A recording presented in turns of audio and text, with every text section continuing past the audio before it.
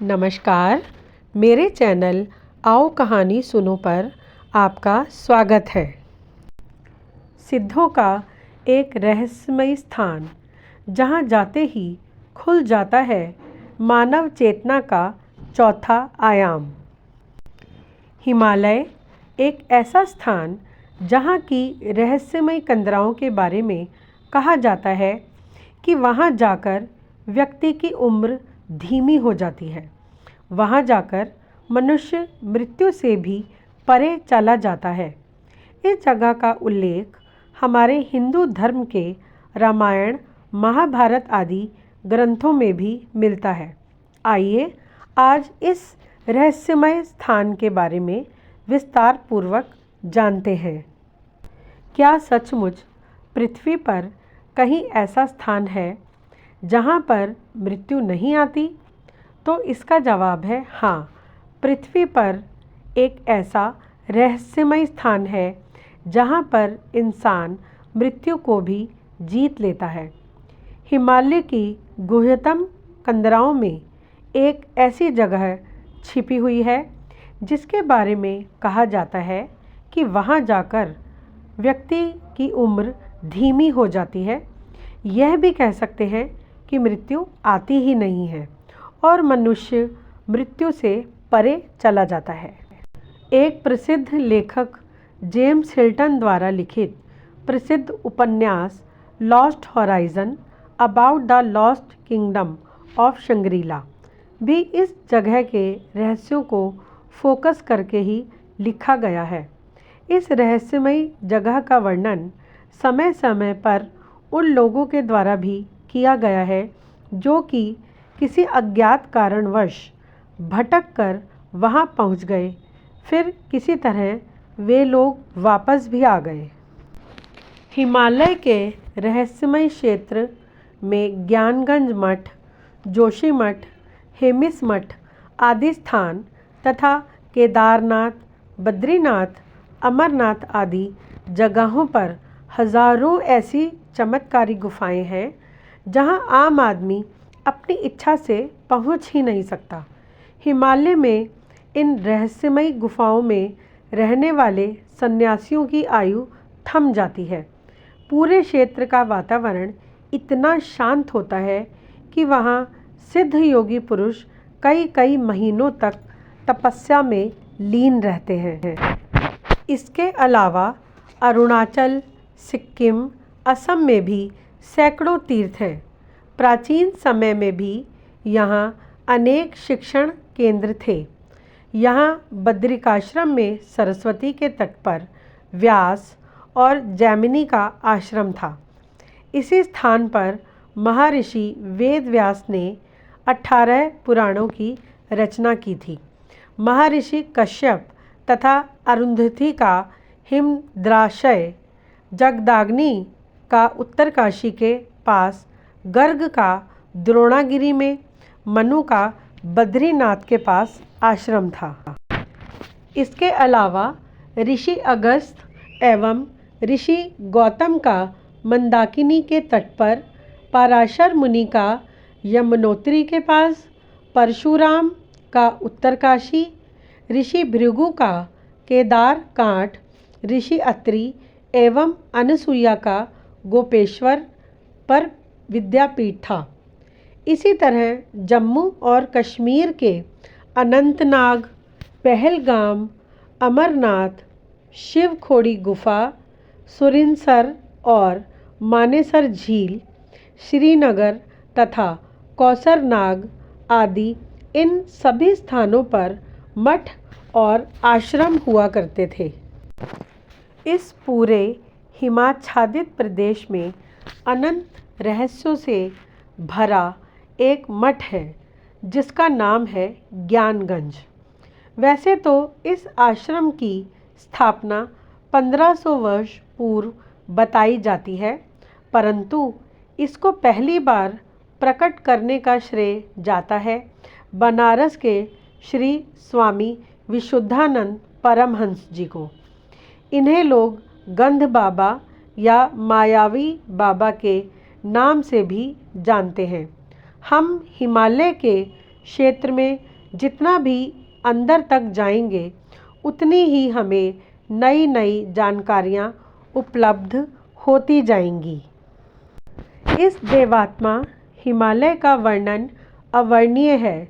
यहाँ रह रहे एक महर्षि महात्मा की उम्र लगभग 1500 वर्ष बताई जाती है, जो कि निराहार ही रहते हैं। श्री भृगुराम परमहंस देव जी भी लगभग 450 वर्ष के हैं। यहाँ रहने वाले ऋषि महात्मा हिमालय में 6 महीनों तक बिल्कुल निराहार ही रहते हैं। इस अत्यंत रहस्यमयी और दिव्य हिमालय के स्वरूप के बारे में कविराज जी की पुस्तकें बेजोड़ मानी जाती हैं। क्यों है इतना रहस्यमयी यह क्षेत्र? ऐसा माना जाता है कि यह पूरा रहस्यमयी सिद्ध क्षेत्र किसी एक सिद्ध शक्ति के नियंत्रण में है और उन सिद्ध योगी की इच्छा के बिना ना वहाँ कोई पहुँच सकता है और ना उनकी इच्छा के बिना वहाँ से कोई बाहर निकल सकता है। वहाँ केवल वे लोग ही जा सकते हैं जिनकी चेतना का स्तर बहुत ऊंचा होता है।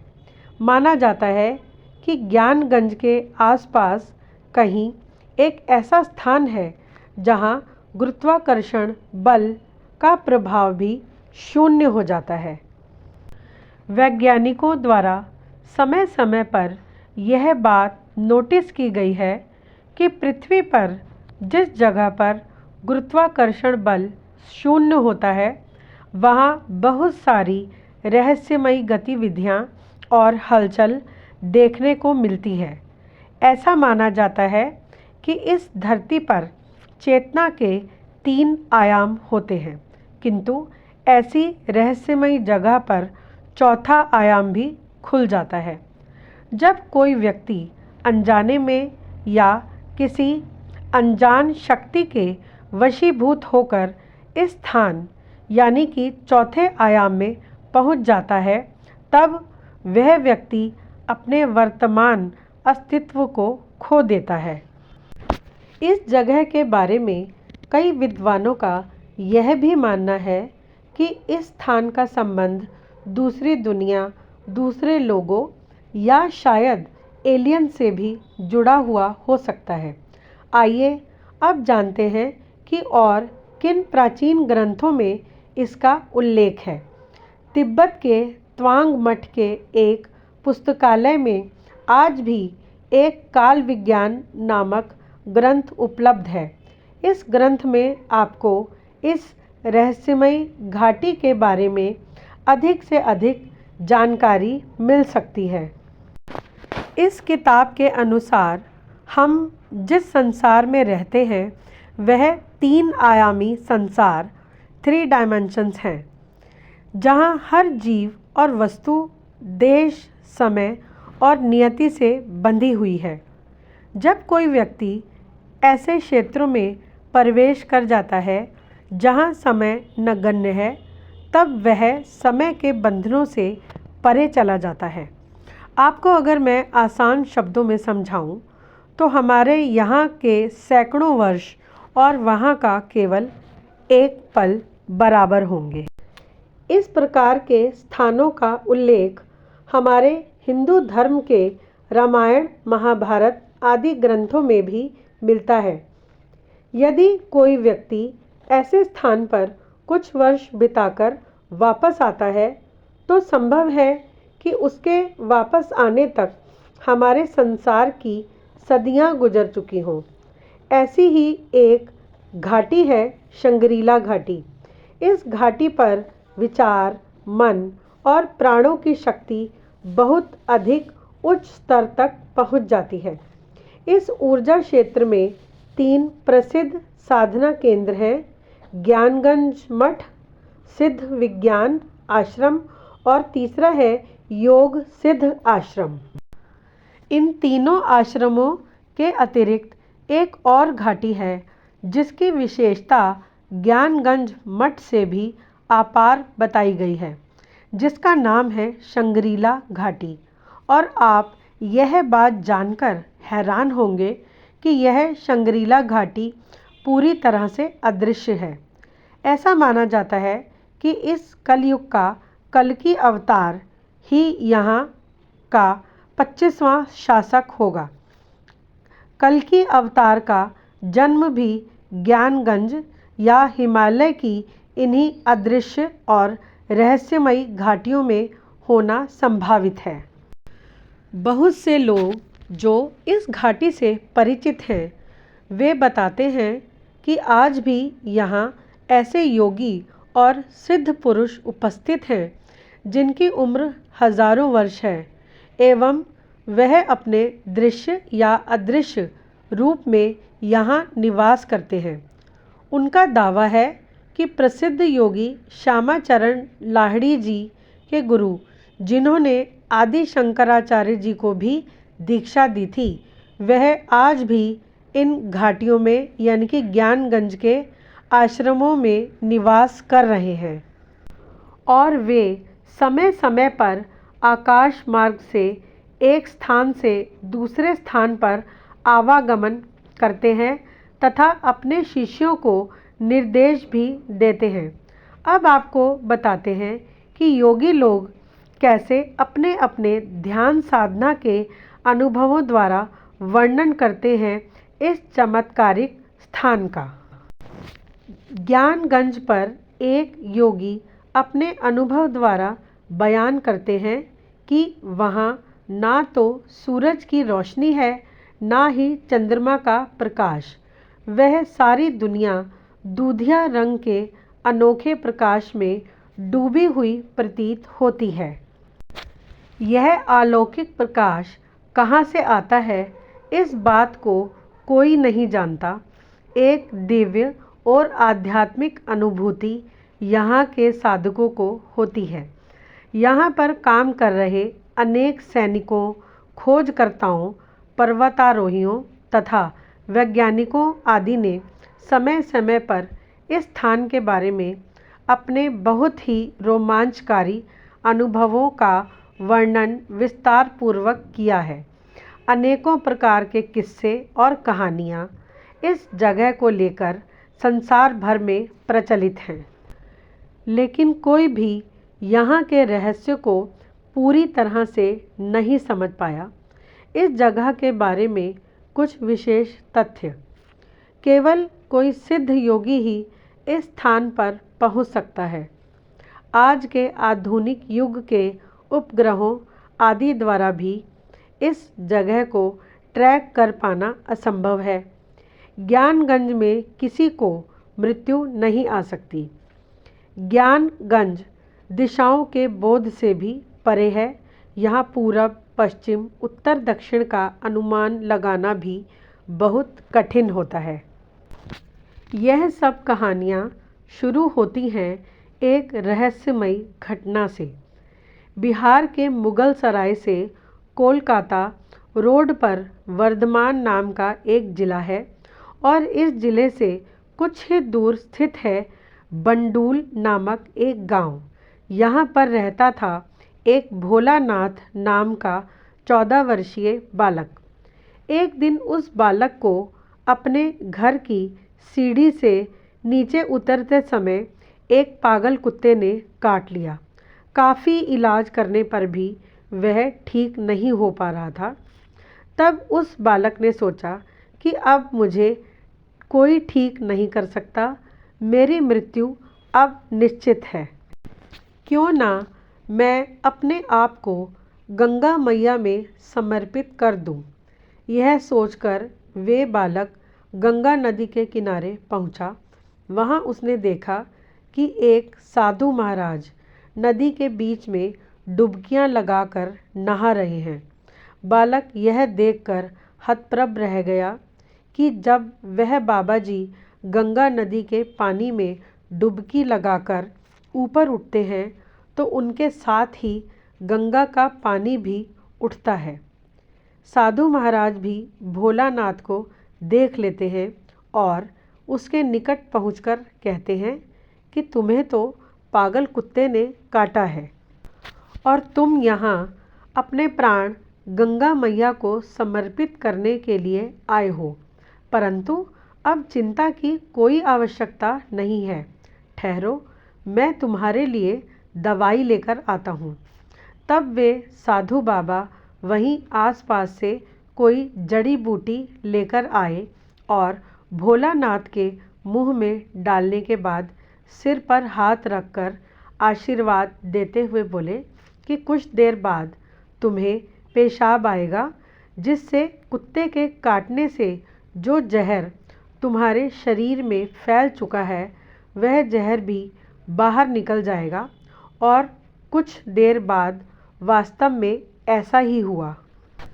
तब बालक बहुत खुश हो जाता है और खुश होकर वह अगले दिन ही उन बाबा जी के पास जाकर यह विनती करता है कि कृपया आप मुझे दीक्षा देकर अपना शिष्य बना लीजिए, क्योंकि मेरा यह जीवन आपकी ही देन है। तब बाबा उस बालक को समझाते हुए कहते हैं कि मैं तुम्हारा गुरु नहीं हूँ, किंतु समय आने पर तुमको गुरु के समक्ष उपस्थित अवश्य करूँगा। इस घटना को 3 वर्ष बीत गए। एक दिन अचानक बालक को कहीं से पता चला कि ढाका में एक साधु आए हुए हैं, जो पानी में डुबकी लगाकर जब ऊपर उठते हैं तो पानी भी उनके साथ उठ जाता है। बालक समझ जाता है कि यह वही रहस्यमयी साधु हैं जिन्होंने उसकी जान बचाई थी। तब वह अपनी माता से आज्ञा लेकर वह अपने एक मित्र हरिपदों को साथ लेकर उन बाबा जी से मिलने चल देता है। अंततः रमुना के एक मठ में उस बालक भोलेनाथ को वह साधु बाबा मिल जाते हैं। तब वह उन्हें दोबारा से विनती करता है कि हमें भी अपने साथ ले लें और गुरु दर्शन करवाकर दीक्षा दिलवा दें। इस बार सन्यासी महोदय ने उनकी प्रार्थना स्वीकार कर ली।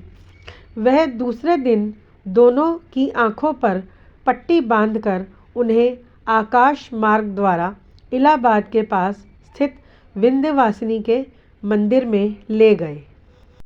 सन्यासी ने बच्चों से कहा कि तुम्हें कुछ दिन यहाँ रहकर प्रतीक्षा करनी होगी। यह कहकर वे साधु कहीं चले गए। तकरीबन 1 हफ्ते की प्रतीक्षा के बाद वे सन्यासी फिर से उन बच्चों के पास आए और उनकी आंखों पर पट्टी बांधकर दोबारा इसी तरह आकाश मार्ग से ले चले। कह नहीं सकते कि कुछ दिनों बाद या कुछ घंटे बाद ही वे लोग किसी एक स्थान पर जाकर रुक गए और सन्यासी ने बच्चों की आंखों से पट्टी हटा दी।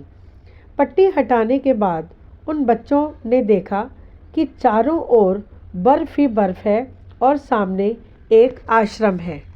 बच्चों के पूछने पर सन्यासी बाबा ने बताया कि यह हिमालय है और इस आश्रम का नाम ज्ञानगंज है।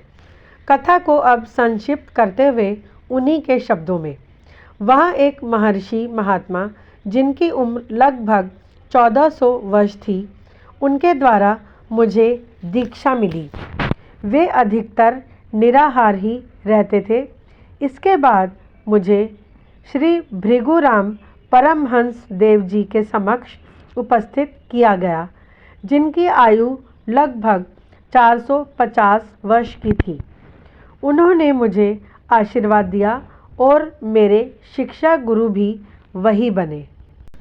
पुरुलिया बंगाल में स्थित एक आश्रम में स्वामी विशुद्धानंद जी एक दिन जिज्ञासुओं को सूर्य विज्ञान का रहस्य समझा रहे थे कि किस प्रकार इस विद्या के माध्यम से किसी भी वस्तु का निर्माण संभव है। वहाँ बैठे सभी जन मंत्रमुग्ध होकर उनकी बातें सुन रहे थे। तभी अचानक ना जाने वे कहीं गायब हो गए। वहाँ उपस्थित सभी श्रद्धालु और शिष्य घबराकर इधर उधर देखने लगे। वे लोग बार बार अपनी आंखें मल रहे थे कि कहीं यह उनका भ्रम तो नहीं है, पर हर बार उन्हें आसन खाली ही मिला। सब लोग एक दूसरे का मुंह ताकने लगे।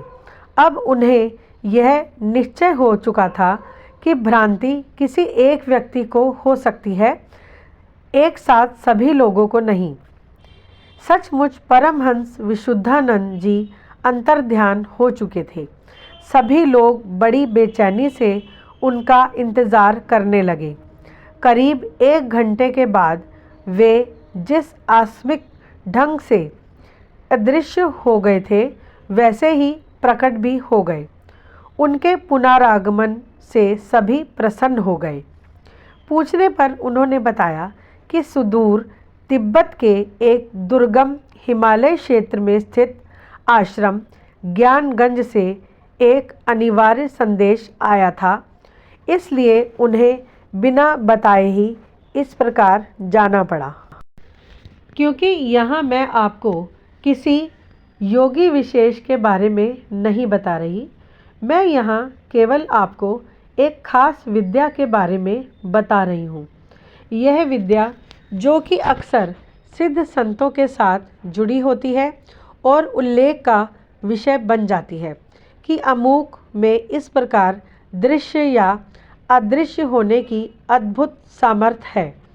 वैसे तो योगी लोग आए दिन अपना यह दावा प्रस्तुत करते हैं कि योग विज्ञान में असंभव जैसा कोई शब्द नहीं है, परंतु पदार्थ विज्ञान बार बार उनके दावों को अपनी कसौटी पर तौलता है और असफल होने पर उन सभी दावों को झुटलाने का प्रयास भी करता है।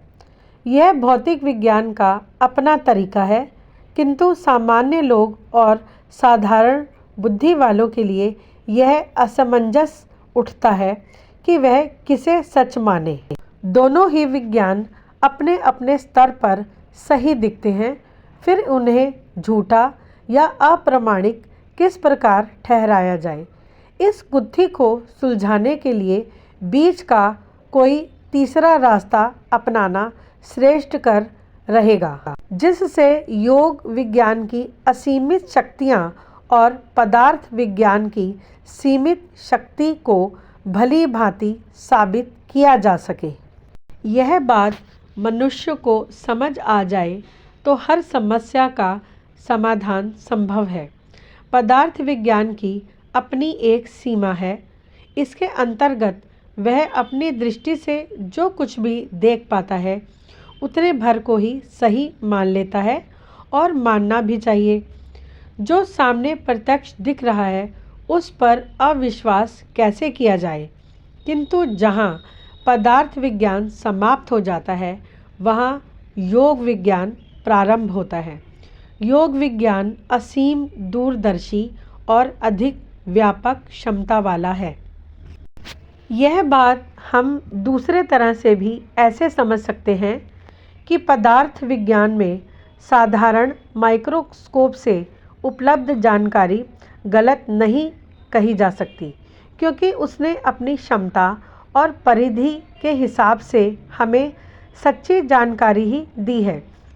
जिस प्रकार इलेक्ट्रॉन माइक्रोस्कोप की क्षमता एक साधारण माइक्रोस्कोप से कहीं अधिक है, इसलिए वह और ज़्यादा गहराई से हमें अधिक सूक्ष्म और विस्तृत तथ्यों की जानकारी देने में कहीं ज़्यादा सक्षम है। अब अगर दोनों मशीनों के बीच के मूलभूत अंतर को ना समझा जाता तो जीव विज्ञान की नींव ही हिल जाती। अगर किसी व्यक्ति ने हरे रंग का चश्मा आँखों पर लगाया हुआ है तो उसे संसार में हर तरफ हरा रंग ही नज़र आएगा। अब जिसने जिस भी रंग का चश्मा लगाया हुआ है उसे यह संसार वैसा ही दिखेगा, परंतु सच्चाई तो यही है कि यह पृथ्वी ना तो हरी है और ना ही लाल है, ना ही सफ़ेद ही है। यह सब कुछ हमारी क्षमता और योग्यता पर निर्भर करता है। योग विज्ञान अभिव्यक्त संसार के मूल में अव्यक्त चेतन को प्रमुख मानता है और कहता है कि यह सब उसी का खेल है। अभेदानंद योगी ने एक स्थान पर लिखा है कि प्रत्येक कल्प के अंत में प्रत्यक्ष इस जगत में अंतर्हित हो जाता है और पुनः कल्प के आरंभ में उससे स्थूल अभिव्यक्ति होती है। ऋग्वेद संहिता 10 मंडल में कुछ इस प्रकार प्रश्न किए गए हैं कि यथा ना दासिनी सदा सीत दानीम एवं मत असीत प्रकेतम आदि, अर्थात जब अस्ति और नास्ति कुछ भी नहीं था तब तम से तम अवगत था, तब क्या था। इस प्रश्न का उत्तर यह है कि आकाश ही गति शून्य होकर अवस्थित था। अब प्रश्न यह उठता है कि आकाश तत्व क्या है। आम बोलचाल की भाषा में इसका जवाब है सर्वव्यापी चेतना, यानी कि चेतना जो हर जगह व्याप्त है। इस प्रकार यह लगभग प्रमाणित हो गया कि जड़ पदार्थों की पृष्ठभूमि में चेतना ही कार्य करती है और वही इस संसार की सर्वव्यापी नियामक सत्ता है। दूसरे शब्दों में यह भी कहा जा सकता है कि चेतना निमित्त कारण है और जड़ जगत उसका उपादान कारण। रेडिएशन थेरेपी उपचार पद्धति वाले इसे भली भांति जानते हैं कि स्थूल सत्ता के पीछे सूक्ष्म कारण का कितना बड़ा हाथ है। इस चिकित्सा पद्धति का मूल आधार ही प्राण चेतना है। यह प्राण चेतना जिसे हम ऑरा यानी कि आभा मंडल भी कहते हैं। जब कोई व्यक्ति बीमार पड़ जाता है तब सर्वप्रथम यह जानने का प्रयास होता है कि रोगी का कौन सा अंग अपने विशिष्ट रंग वाला प्रभा मंडल या आभा मंडल खो चुका है और उसके स्थान पर ग्रहण किए हुए आभा मंडल का रंग क्या है। इतना जान लेने के उपरांत वे विशेष प्रकार के रंग राशि से उस स्थान पर उसके मौलिक रंग वाली किरणों की बौछार शुरू करते हैं। इस उपचार पद्धति से धीरे धीरे उस स्थान का रंग परिवर्तित होकर उसका मूल रंग प्राप्त कर लेता है। इस प्रकार रोगी का व्याधिग्रस्त हिस्सा सही और स्वस्थ हो जाता है और रोगी व्यक्ति पूर्णतया स्वस्थ हो जाता है। उल्लेखनीय है कि इस उपचार प्रणाली द्वारा व्याधि की स्थूल अभिव्यक्ति के काफ़ी पूर्व ही व्यक्ति को अस्वस्थता की भविष्यवाणी उसके आभा मंडल के रंग में आए बदलाव के आधार पर की जा सकती है। इस प्रकार अब यह भी सिद्ध हो जाता है कि स्थूल का प्रमुख आधार सूक्ष्म चेतना ही है। महत चेतना का ही एक अंश हम सभी में विद्यमान है। इसी से हमारे इस संसार का सारा क्रिया व्यापार चलता है। जिस दिन इसका संपादन रुक जाता है उसी दिन प्राण चेतना शरीर छोड़कर महाप्राण में समाहित हो जाती है। इसी को मृत्यु कहते हैं। मृत्यु अर्थात प्राण न रहने पर जीव निष्क्रिय और निर्जीव हो जाता है और कुछ ही समय में शरीर सड़ने गलने भी लगता है और शरीर से दुर्गंध भी आने लगती है। राजयोग नामक एक पुस्तक में प्राण की विद्यमानता को विस्तार पूर्वक बताया गया है। उसके अनुसार जो व्यक्ति अपने प्राण के कंपन को जितना ऊंचा उठा लेता है वह उतनी ही ऊंची भूमिका में पहुंच जाता है, किंतु यह भी सत्य है कि वह निम्न भूमिका वाले लोगों के लिए अगोचर स्तर ना दिखने वाले का हो जाता है। एक समान प्राण कंपन वाले व्यक्ति ही दूसरे पदार्थ और प्राणियों को देख सकते हैं। मनुष्य के लिए इस दुनिया में जो कुछ भी दृश्य है उन सब की प्राण आवृत्ति एक समान ही है।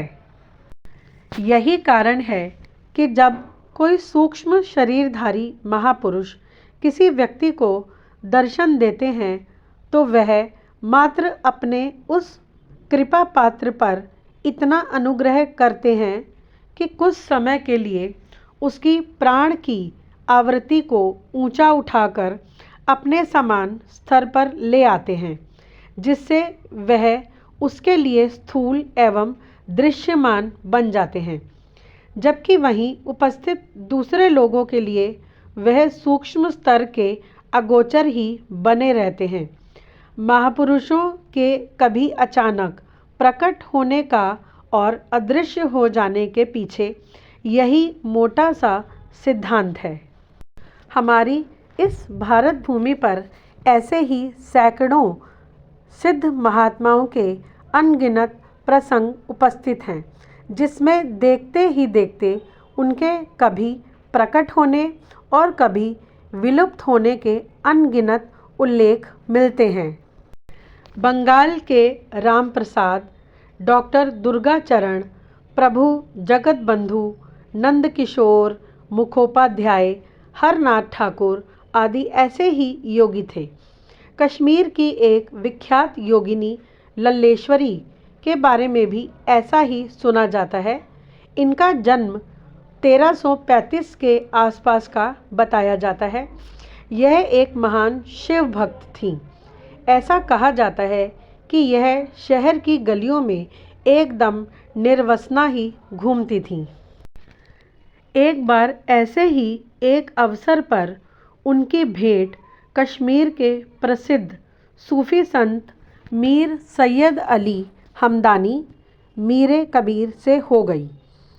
उन्हें देखते ही पुरुष पुरुष चिल्लाती हुई भागी और एक बनिए की दुकान में धधकती हुई भट्टी के अंदर कूद पड़ी।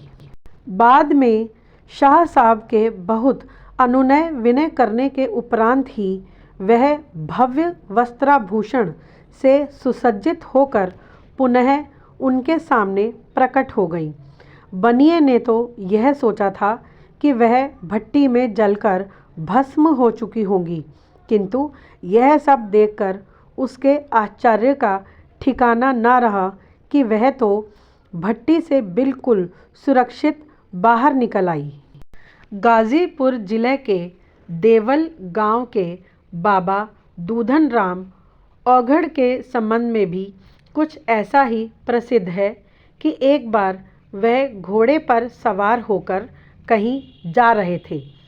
अचानक रास्ते में एक महात्मा ने उन्हें टोक दिया कि तुम साधु होकर घोड़े पर चढ़ते हो। साधु की बात सुनकर औघड़ बाबा घोड़े से उतर पड़े और नाच नाच कर कीर्तन करने लगे। देखते ही देखते घोड़ा अदृश्य हो गया। कई बार तो वे स्वयं भी इसी प्रकार अचानक अदृश्य होकर सामने वाले को सकते में डाल देते थे। ऐसी ही एक और प्रचलित कथा के अनुसार श्री नागा निरंकारी के बारे में कहा जाता है कि एक बार वह हरिद्वार में गंगा नदी में कूदकर अदृश्य हो गए थे। लोगों ने सोचा कि साधु ने जल समाधि ले ली, किंतु कुछ समय बाद वह कानपुर में दिखाई पड़े। घटना के उपरांत ही लोगों को उनकी इस अलौकिक आध्यात्मिक शक्ति के बारे में पता चला। इन सबको तो अब विज्ञान भी कुछ हद तक स्वीकार करने लगा है कि कंपन हमारी इंद्रिय क्षमता को काफ़ी हद तक प्रभावित करता है और हमारी इस पूरी वसुंधरा में जो कुछ भी दृश्य है वह सब इसी की परिणति है। हमारे कान उन्हीं शब्दों को सुन पाते हैं जो 20,000 हर्ट्ज़ के श्रवण सीमा के अंतर्गत आते हैं। इससे कम या इससे अधिक आवृत्ति वाली ध्वनियों को सुनने में हमारे कान अक्षम होते हैं, जबकि दूसरे ऐसे कितने ही जीव जंतु हैं जो बहुत सूक्ष्म ध्वनियों को सुनने समझने की क्षमता रखते हैं। चमगादड़, हाथी, कुत्ता जैसे प्राणी उच्च आवृत्ति वाली सूक्ष्म आवाज़ों को भी सरलतापूर्वक पकड़ लेते हैं। इसी प्रकार कुछ जीव जंतु निम्न आवृत्ति वाली ध्वनियों को सुनने में बहुत समर्थ होते हैं। रंग और प्रकाश को पहचानने व देखने की भी हर प्राणी की अपनी अलग अलग सीमाएं होती हैं। मनुष्य की आंखें पराबैंगनी किरणों के अंतर्गत आने वाली सप्तवर्णी यानी कि 7 रंगों वाली किरणों को ही देख सकती हैं, क्योंकि उनकी बारंबारता मानव दृष्टि की बारंबारता से ठीक ठीक मेल खाती है। इससे अधिक आवृत्ति 7.5 गुना 10 से 15 के ऊपर वाली पराबैंगनी किरणों को देखने में असमर्थ होती है। इसी प्रकार दृष्टि सीमा से कम की बारंबारता 4.28 गुना 1.10 और 1.3 से ऊपर वाली अवरक्त किरणों को वह नहीं पहचान पाती। ऐसी दशा में सूक्ष्मदर्शी अथवा दूरबीन आदि यंत्र वही कार्य संपन्न करते हैं जो कोई सिद्ध और उच्च स्तर के व्यक्ति कर पाते हैं, अर्थात यह उपकरण प्राण कंपन को बढ़ाकर उस हद तक पहुंचा देते हैं जिसमें अदृश्य दृश्य बन जाता है एवं अलौकिक लौकिक जैसा लगने लगता है। इस सिद्धांत की सत्यता का परीक्षण हम अपने दैनिक जीवन में काम आने वाले बिजली के पंखे से कर सकते हैं। पंखे को जब एक नंबर पर चलाया जाता है तो उसकी सारी पंखुड़ियाँ अलग अलग स्पष्ट दिखाई देती हैं, किंतु जैसे जैसे उसकी गति सीमा बढ़ाई जाती है उसके डैनों यानी कि पंखुड़ियों के बीच की दूरी समाप्त होने लगती है। यहाँ तक कि 5 नंबर पर पहुँचते पहुँचते सभी पंखुड़ियाँ मिलकर एक हो जाती हैं और आँख को यह धोखा होने लगता है कि वह पंखुड़ियाँ 3 नहीं 1 है। अगर पंखे की गति और बढ़ा दी जाए तो एक ऐसी स्थिति भी पैदा हो जाएगी जिसमें उसका दिखाई देना ही बंद हो जाएगा और पंखा स्थूल रूप से विद्यमान होते हुए भी अदृश्य ही प्रतीत होगा। अब यह सब जानने के पश्चात योगी और सिद्ध संतों द्वारा दृश्यमान होने और अदृश्य होने की इन घटनाओं को अविश्वसनीय स्तर पर अचंभा नहीं माना जाना चाहिए, क्योंकि यह सब भी एक विज्ञान सम्मत प्रक्रिया ही है जो थोड़े से प्रयास करने पर हर व्यक्ति के लिए संभव हो सकती है। पर इसके लिए प्राण संबंधी नियमन और नियंत्रण अति आवश्यक हैं, जो शुद्ध जीवन एवं सरल आचरण द्वारा इसे संपन्न कर सके। ऐसे व्यक्ति के लिए दृश्य या अदृश्य होने की शक्ति उपलब्ध कर लेना कोई कठिन कार्य नहीं है। जिस प्रकार किसी योग्य गोताखोर के लिए पानी में विचरण करना बहुत ही सहज प्रक्रिया होती है और इस सब के लिए आवश्यकता होती है एक योग्य गुरु की। बिना किसी योग्य गुरु के इस प्रकार का कोई भी कार्य ना तो संभव है और ना ही सुरक्षित है। अब हम बात करते हैं हिमालय के रहस्यमय संत देवराहा बाबा के विषय में। इन्होंने 800 वर्ष के जीवन तक खुद को संन्यास के लिए समर्पित कर दिया था। यह संत भी हिमालय के इसी रहस्यमय स्थानों से संबंध रखते हैं जो कि लद्दाख का हिस्सा हैं। उनका जीवन भी एक रहस्य है और मृत्यु भी। हिमालय के इस हिस्से में यहाँ अक्सर बहुत से लोग गायब हो जाते हैं और कभी कभी तो यहाँ घूमने जाने वाले टूरिस्ट भी पता नहीं कहाँ चले जाते हैं। कुछ लोगों का मानना है कि यह स्थान अमर लोगों के शहर ज्ञानगंज के रास्ते से जुड़ा है। साक्ष्य यह भी दावा करते हैं कि उस क्षेत्र में कुछ आसमानी गतिविधियां भी देखी गई हैं। वहाँ कुछ ऐसी तकनीक को भी देखा गया है जिसे बनाना इंसानों के लिए तो संभव नहीं हो सकता। यह प्रतिबंधित क्षेत्र है जहाँ अत्यधिक रहस्यमयी और उन्नत तकनीकों को हर बार देखा गया है। आप कल्पना भी नहीं कर सकते कि इन रहस्यमयी घटनाओं के विषय में वैज्ञानिक भी आज तक कुछ पता नहीं लगा पाए हैं। कुछ खोजकर्ताओं ने मिलकर यहाँ पर एक गूगल मैप के द्वारा एक बहुत ही विकसित शहर को ढूंढ निकाला था। यह घटना 2004 की थी, लेकिन फिर किसी कारणवश गूगल ने इस पूरे क्षेत्र को एक काले धब्बे के रूप में दिखाना शुरू कर दिया और अब यह भी एक सबसे बड़ा रहस्य ही है।